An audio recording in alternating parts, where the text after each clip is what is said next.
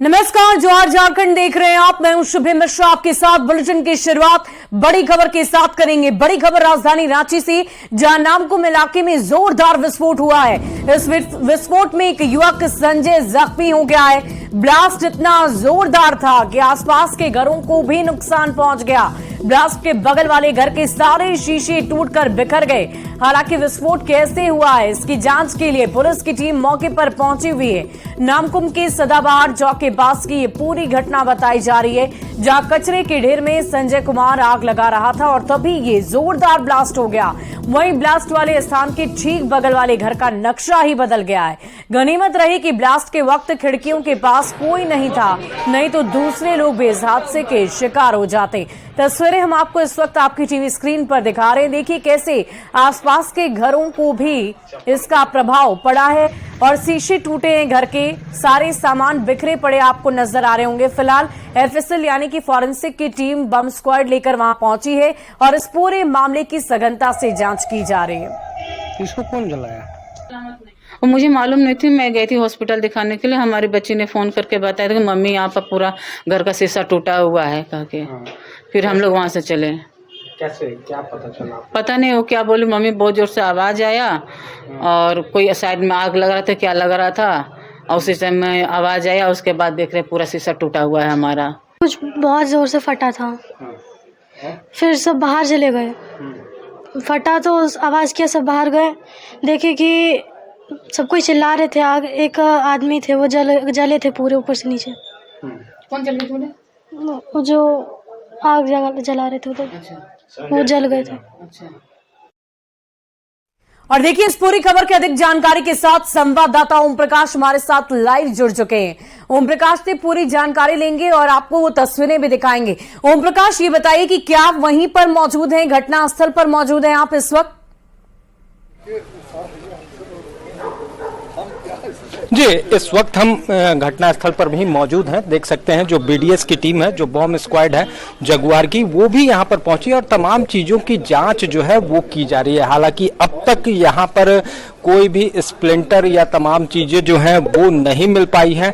मामले को लेकर जो जांच है वो पूरी तरह से यहाँ पर की जा रही है। वहीं हम एक घर को भी दिखाने की कोशिश करते हैं कि जो बगल में है वो घर भी पूरी तरह से यहाँ पर क्षतिग्रस्त हुई है, उसके शीशे भी टूटे हैं। हम जानने की कोशिश करेंगे कि किस तरह से यहाँ पर जो घटना हुई है वो किस तरह से हुई है। इन्हीं का घर था। किस तरह से ये घटना हुई आप लोगों को? सर एक्चुअली में 10:30 से 11 बजे के आसपास की शायद घटना है। मैं तो हॉस्पिटल चली गई थी। हमारी बच्ची बता रही थी कि यहाँ पर विस्फोट जैसा हुआ और पूरे खिड़की दरवाजे के जो शीशे हैं वो सारे टूट गए हुए हैं और बहुत ज्यादा धुआं हुआ था। हाँ, आवाज भी बहुत तेज थी।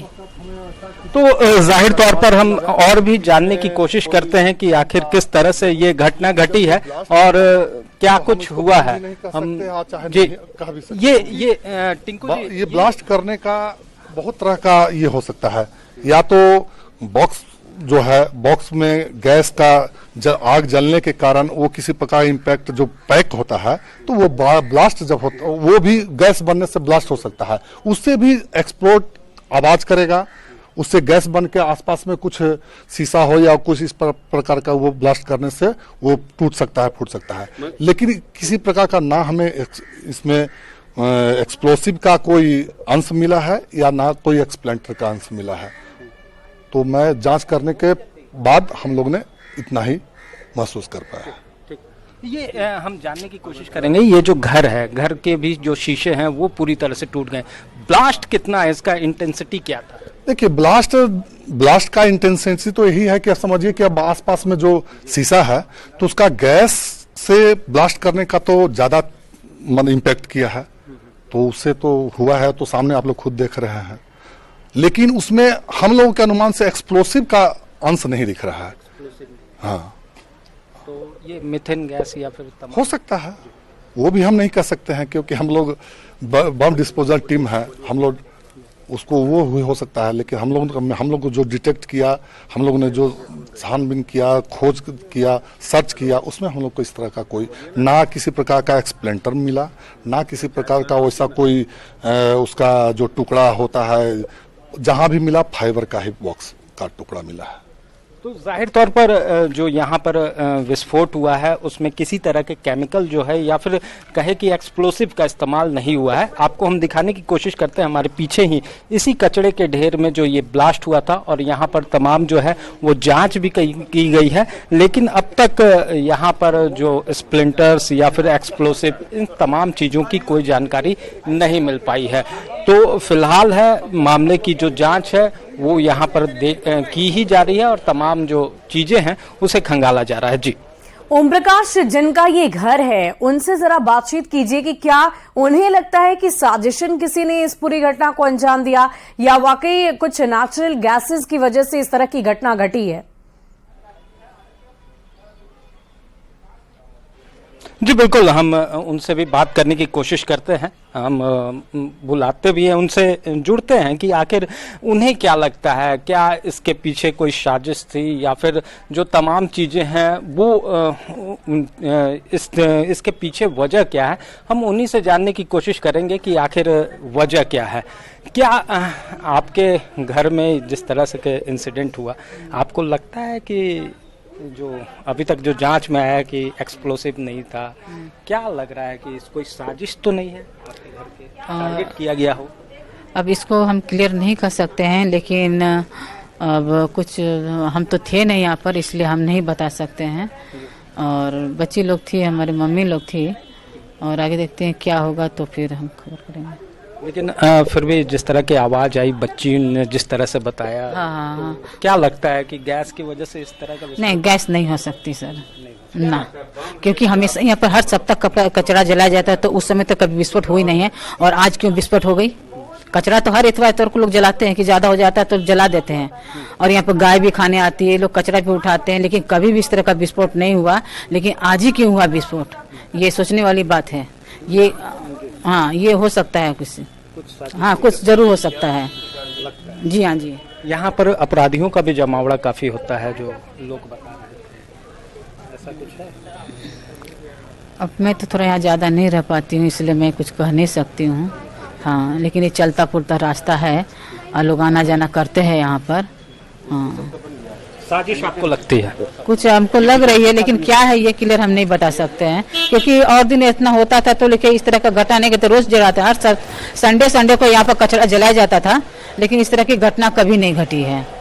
तो जाहिर तौर पर जो जिनके घर में ये पूरी तरह से क्षतिग्रस्त हुआ है, उनकी जो खिड़कियां जो हैं वो टूटी हुई हैं, उन्हें भी लगता है कि इसके पीछे हो सकता है कोई साजिश हो, कोई सामान यहाँ पर जरूर फेंका गया हो जिसके कारण यहाँ पर विस्फोट हुआ है। लेकिन क्या कुछ है, इस मामले की जांच जो है वो पुलिस ही कर पाएगी, उसके बाद तमाम जो चीजें हैं वो स्पष्ट हो पाएंगी। जी बहुत बहुत शुक्रिया ओम प्रकाश, हमारे साथ जुड़ने के लिए। आप इस पूरी खबर पर लगातार नजर बनाए रखें। और ऐसे में अब न्यूज 18 सवाल करता है कि आखिर कचरे के ढेर में ब्लास्ट कैसे हो गया है?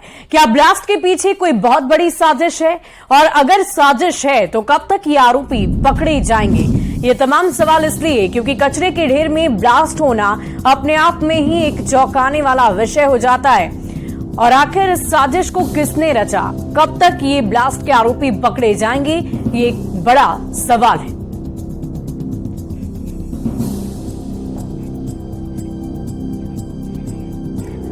और अगली खबर पाकुड़ से आपको बताएं, जहां जिया पानी ढलान में सड़क दुर्घटना से 3 युवकों की दर्दनाक मौत हो गई। वहीं सड़क दुर्घटना में मौत की वजह से लोगों में डर का माहौल है। हादसे की जानकारी मिलने के बाद परिजनों का रो रो कर बुरा हाल है। तीनों युवक कमड़ा पाड़ा के रसीक टोला के रहने वाले थे। पुलिस इस पूरे मामले की सघनता से जांच कर रही है।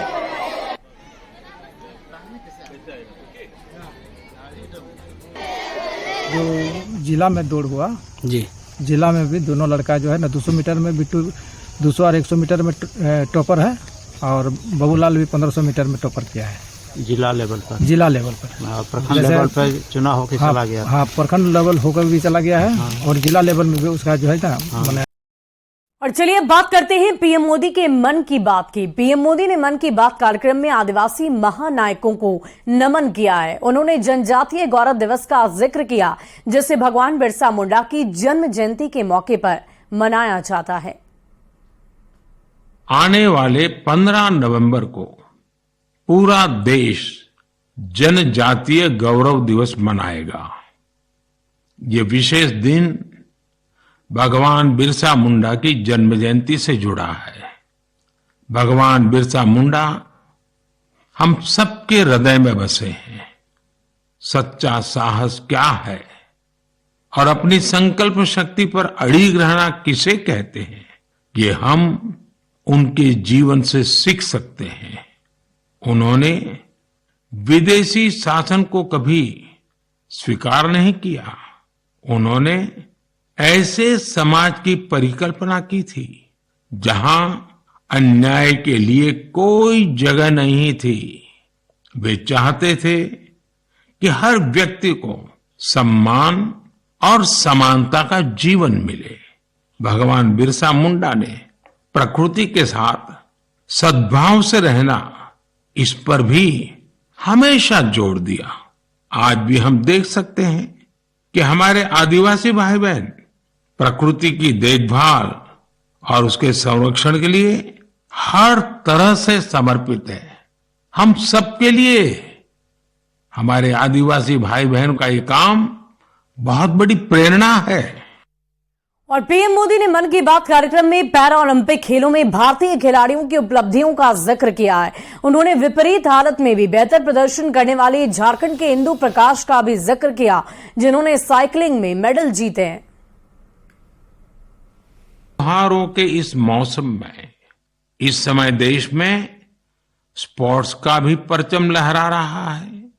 पिछले दिनों एशियन गेम्स के बाद पैरा एशियन गेम्स में भी भारतीय खिलाड़ियों ने जबरदस्त कामयाबी हासिल की है। ऐसी ही प्रेरक गाथा झारखंड के इंदु प्रकाश की है, जिन्होंने साइकिलिंग में 2 मेडल जीते हैं। बहुत ही साधारण परिवार से आने के बावजूद इंदु ने गरीबी को कभी अपनी सफलता के सामने दीवार नहीं बनने दिया।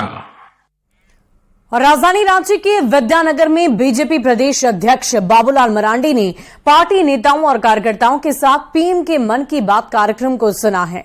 इस मौके पर बीजेपी प्रदेश अध्यक्ष बाबूलाल मरांडी ने कहा कि अगर सभी लोग स्थानीय कारीगरों के बने सामान का उपयोग करेंगे तो कारीगरों के घर भी दीपावली मनेगी। उन्होंने लोकल वस्तुओं को प्रमोट करने की अपील की है। तो आप सोच सकते हो देश के प्रधानमंत्री किस प्रकार की चिंता करते हैं, और तभी देश आगे बढ़ेगा, तभी देश अपने पैरों पर खड़ा हो सकता है। अगर हम इन कारीगरों को, जिन लोगों के हाथों में काम है, हुनर है, उनको हम स्वावलंबी नहीं बनाएंगे, उनको मदद नहीं करेंगे, उनको सहयोग नहीं करेंगे, और सरकारी सहयोग मात्र से नहीं हो सकता है, उसको हर देशवासियों को उनको सहयोग करना है। इसलिए उन्होंने कहा कि भाई लोकल जो निर्मित वस्तु है उसको आप परचेज करो, जितना कर सकते हो, 10% करो, 20% करो, 50% करो, 100% करो, लेकिन करो तो। आप उसको परचेज करेंगे तो देश अपने आप तरक्की करेगा, आपको पता ही नहीं चलेगा देश कब आगे बढ़ गया। और राजधानी रांची में कल जेपी नड्डा के कार्यक्रम के बाद झारखंड में सियासी हलचल तेज होती नजर आ रही है। जेपी नड्डा के दौरे पर कांग्रेस प्रवक्ता ने कहा कि जेपी नड्डा केवल टीए और डीए बनाने झारखंड आए थे, और इधर कांग्रेस प्रवक्ता के बयान पर बीजेपी ने पलटवार कर दिया है। बीजेपी प्रवक्ता ने कहा कि जिस पार्टी का आधार ही कमीशन खोरी का हो वो ऐसे ही बयान देगी। इधर आरजेडी ने दावा किया है कि ये जनता तय करेगी कि किसकी सरकार बनेगी।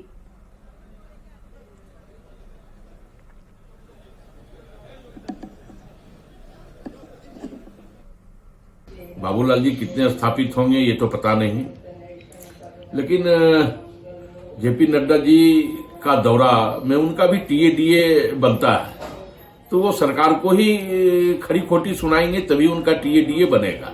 इन लोगों के पास एक टेप रिकॉर्डर का कैसेट है कि जिस राज्य में गैर भाजपा शासित दल शासन कर रहे हैं वहां जाकर के उस सरकार के खिलाफ बयान देना है, तो ये लोग देते रहे, कोई फर्क नहीं पड़ता। देश और राज्य की आवाम अब भारतीय जनता पार्टी से मुख मोड़ चुकने का भी संकल्प ले लिए। कमीशन खोर पार्टी के नेताओं को तो सिर्फ हर एक जगह कमीशन और टीएडीए ही नजर आता है ना। राजनीतिक दल के नेताओं और कार्यकर्ताओं को कब से टीएडीए मिलने लगा ये तो समझ से परे है, और हमारा मानना है कि ये अपनी संस्कृति के आधार पर बोल रहे हैं, जब शायद इनके नेता पैसा लेकर कहीं भाषण देने आया करते होंगे। जेपी नड्डा जी ने कल इस सरकार को शीशा दिखाया इतना भ्रष्टाचार सरकार में, और कार्यकर्ताओं को एक संकल्प दिलाया कि भ्रष्ट सरकार को उखाड़ फेंकना है, झारखंड का कल्याण करना है।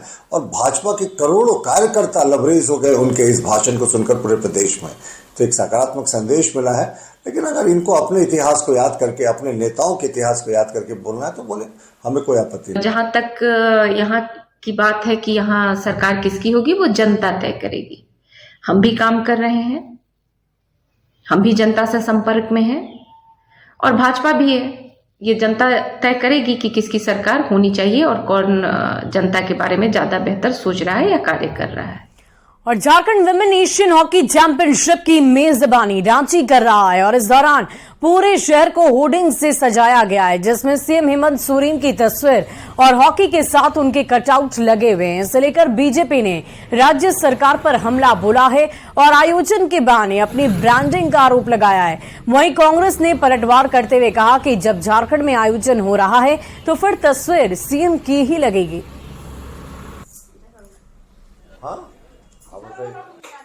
झारखंड में हॉकी बहुत ही प्रचलित खेल है और यहाँ जयपाल सिंह जैसे आइकन मिले हैं जो कि हॉकी टीम के कैप्टन भी रहे थे जब इन्होंने गोल्ड मेडल जीता था।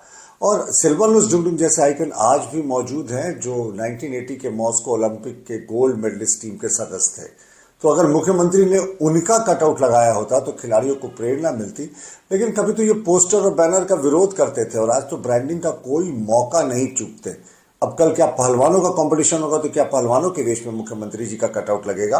तो ये गलत है और मुझे लगता है कि अगर खेल को खेल ही रहने देना चाहिए और मुख्यमंत्री को अपने कटआउट को छोड़कर यहाँ के स्थानीय जो खिलाड़ियों ने पूरे विश्व में अपना परचम लहराया है उनका कटआउट लगाते तो बेहतर होता। हमें लगता है कि यह राज्य के लिए गौरव की बात है कि राज्य में इंटरनेशनल विमेन्स हॉकी का आयोजन हो रहा है। स्वाभाविक तौर पे मुख्यमंत्री है वो, तो पोस्टरों में मुख्यमंत्री का ही चेहरा होगा।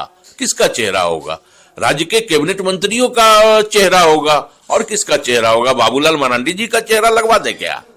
तो कहीं ना कहीं अब ये उनके पास कोई मुद्दा बचा नहीं है भाजपा के पास। जब भाजपा पूरी तरह मुद्दा विहीन हो गई है तो अब इसी तरह के मुद्दे को खोज करके भाजपा के नेता मीडिया की सुर्खियों में बने रहना चाहते हैं। और फिलहाल इस बुलेटिन में अभी के लिए बस इतना ही। नजर